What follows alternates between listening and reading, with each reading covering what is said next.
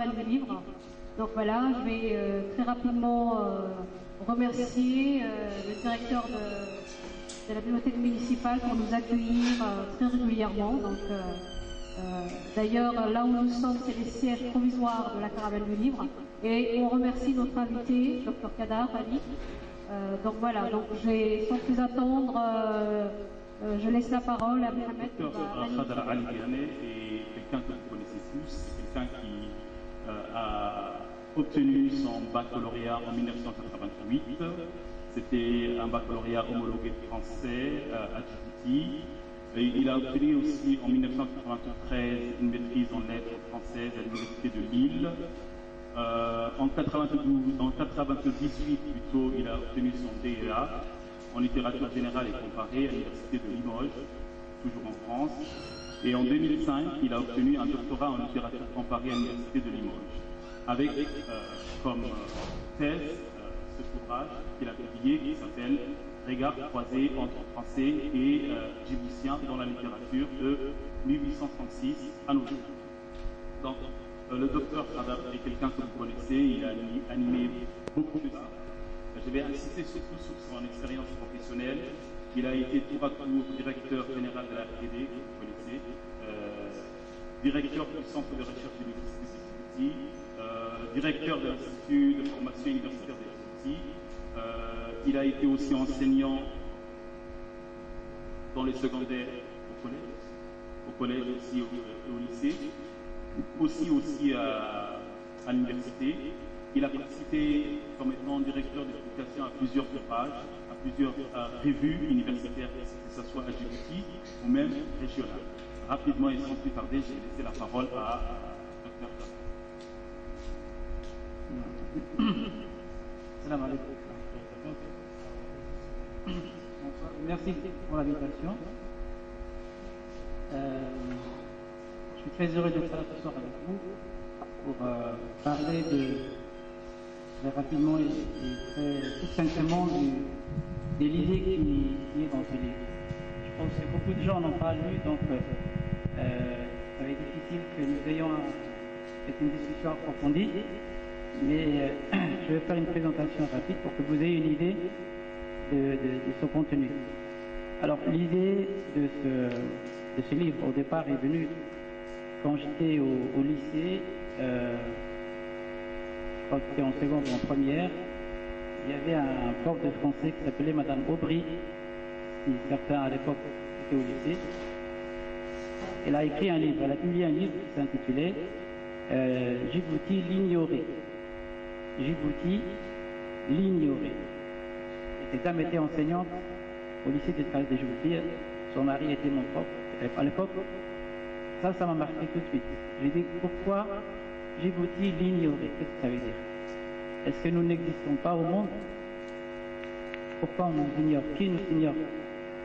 Moi je pensais que j'existais comme tout le monde.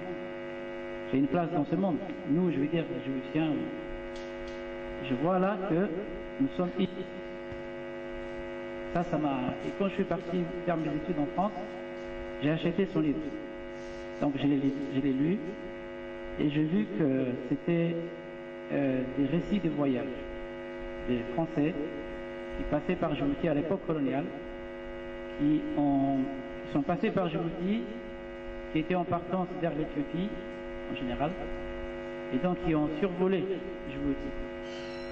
Donc l'idée de ce livre, c'était que Djibouti n'intéressait pas les Français qui étaient venus coloniser Djibouti. Ce qui était bizarre. Les Français qui colonisaient Djibouti ne s'intéressaient pas à Djibouti. Ils s'intéressaient plutôt à l'Éthiopie. Donc Djibouti était un passage. Il a écrit plein de choses. Bon. Il avait aussi une vie qui est ce qu'elle est à Djibouti. Après, j'ai continué en DEA et quand j'étais en thèse, en doctorat, je me suis dit pourquoi ne pas croiser tout ce temps-là. Et donc je me suis intéressé. Heureusement qu'il y avait des écrivains djiboutiens. Et puis les années 90, 2000, qui ont commencé à écrire sur Djibouti. Il y avait aussi la littérature orale. C'est-à-dire c'est que les gens exprimaient dans nos langues qui ne paraissaient pas en français. Donc l'idée est partie de là, croiser les regards, voir comment les Djiboutiens et les Français. Vous savez que nous n'existons que dans le regard de l'autre. S'il n'y avait pas un autre, nous n'existons pas. Si vous circulez un jour dans la ville et que personne ne vous regarde, vous allez vous sentir mal. Donc nous existons dans le regard de l'autre. Mais ce regard, est-ce qu'il me reconnaît? Ou est-ce qu'il passe sans me voir, sans me reconnaître? Si le français peut l'entendre, lorsque l'expression en afar ou en arabe ou en somalie, il n'entend pas. Et puis, qu'un jour des gens viennent lui dire donne-nous l'indépendance. Quand on se histoire vide, où il n'y a rien, que nous aussi dans notre discours on a hérité de ça. Souvent on entend quand je vous dis il n'y a rien ou que c'est bon, rien revient souvent. D'ailleurs, les étrangers qui viennent à Djibouti nous disent souvent pourquoi vous faites toujours que rien, d'une certaine façon, les enfants d'une colonisation sommes les héritiers d'une colonisation colonisée. Donc, quand nous nous situons dans le monde aujourd'hui, nous-mêmes quand nous parlons, nous disons on dit que c'est qui peut vendre un territoire, ça n'a aucun sens. Bon. C'est ce qui a été dit, ils ont fait leur travail, maintenant c'est la trace. Donc nous sommes les héritiers de la colonisation. Donc de notre mentalité, de notre mental appelé constamment dans les discours d'anciens colonisateurs. Donc c'est important. Et l'idée c'est d'arriver un jour à regarder les choses, à regarder en face l'idéologie. Donc c'est une idéologie qui est rampante, qui est là. Il faut regarder en face cette idéologie de colonisation. Parce que si on ne se sort pas de la colonisation, on ne se sort jamais. Ça, c'est des idées qu'il faut travailler aussi après. L'idée, c'est ça. Si on comprend qu'est-ce que la colonisation. Il a posé une question, il a dit, est-ce que nous sommes indépendants? C'est vrai. C'est une question. Est-ce indépendant? Il faut être terre à terre, effectivement. Et quand on est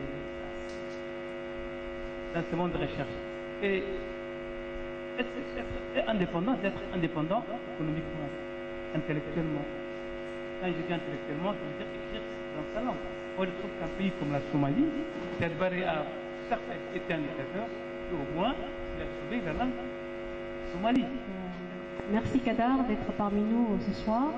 Donc moi ma question serait, donc j'ai vu que vous avez disons le corpus que vous avez privilégié, donc c'est la littérature. Donc je sais qu'au niveau du regard croisé, il y a par exemple tous les écrits qui ont été publiés dans le Réveil, donc qui est l'ancêtre de la nation. Donc est-ce que tu as pu avoir accès justement aux écrits des autochtones à la période coloniale, sur justement leur regard sur le colonisateur dans la publication de Réveil? Donc autrement dit, est-ce que ce corpus de la presse écrite a été utilisé? Moi, j'ai deux questions, mais la première, c'est une remarque. Excusez-moi, on a l'impression que les thésards à Djibouti, les écrivains, je ne vais pas dire les écrivains, mais les thésards, je veux dire, ont tendance à écrire juste pour une étape ultime. Bonsoir. Je voudrais vous poser une question. Vous parlez de la colonisation. Alors pourquoi à l'école les profs nous parlent en français?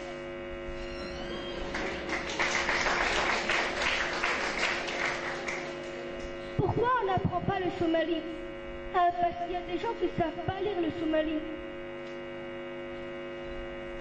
Merci. C'est un sujet d'actualité, le regard croisé entre colonisés et colonisateurs. Et Je ne sais pas si vous vous rappelez le fabuleux poème d'Aimé Césaire qui parlait de ça, hein, le regard que porte le blanc sur le noir. Hein, qui disait que moi, lorsque je suis né, je suis noir. Lorsque je me mets en colère, je suis noir. Senghor. Lorsque je suis content, je suis noir, etc. Tandis que toi, lorsque tu es né, tu es rose. Hein? Lorsque tu te fâches, tu es rouge. Lorsque tu es mort, tu es vert. Et c'est moi l'homme de couleur. Parce qu'ils nous ont tellement inculqué que même tu regardes, c'est dangereux ce regard. Parce que le blanc a tellement inculqué, avec ce regard-là, chez les noirs, tout ce qui n'est pas de sa couleur, hein, pour dire les hommes de couleur. Donc, je voudrais dans un premier temps féliciter Madame Hibo et Rachid Hachid qui ont eu l'initiative de créer cette association, la Caravane. En tant qu'homme des médias, de la presse écrite, je me réjouis fortement parce que ces dernières décennies, on avait tendance à oublier le livre. Je félicite énormément ces personnes et je félicite aussi le docteur Hadar qui nous a... Nous sommes ignorés par la France, c'est en grande partie à cause de nous-mêmes. Lorsque nous nous ignorons nous-mêmes et que nous portons sur nos dos la culture... Ali Moussaïe devrait dire de là, il nous dit qu'après Issa, il y a Issa Modobe, c'est pas Issa Chembrel, c'est Issa Modobe, fils de Mourdal, fils de Hadj, fils de Samot, il va jusqu'au 7e fils. Inviter des hypothèses ici qui, quand se demande chaque fois, en tant que Judicien, ça fait longtemps qu'on ne sait même pas l'histoire qui était avant notre congrès. Et à partir de quand, en fait, Djibouti est devenu l'intéressant en réponse au livre que vous avez cité, qui pour ma part ne mérite pas d'être une référence. Djibouti ignoré. D'abord, je vous remercie, monsieur le docteur Hadar, pour avoir enrichi cette belle soirée littéraire avec votre intervention sur l'histoire de Djibouti, des choses qu'on ne savait pas qu'on a appris cette soirée, c'est très belle.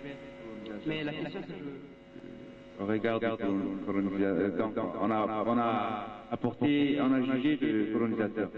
Et il y a quelques années, en France, il y avait un débat très important qui disait que parler du rôle positif de la colonisation. Parler de ça. Est-ce qu'il n'y a pas une part aussi minime à faire que le colon, donc, est-ce que tout est négatif? L'histoire du monde, c'est de la colonisation. Il n'y a que de la colonisation. Si vous lisez l'histoire du monde, partout, il y a toujours colonisation.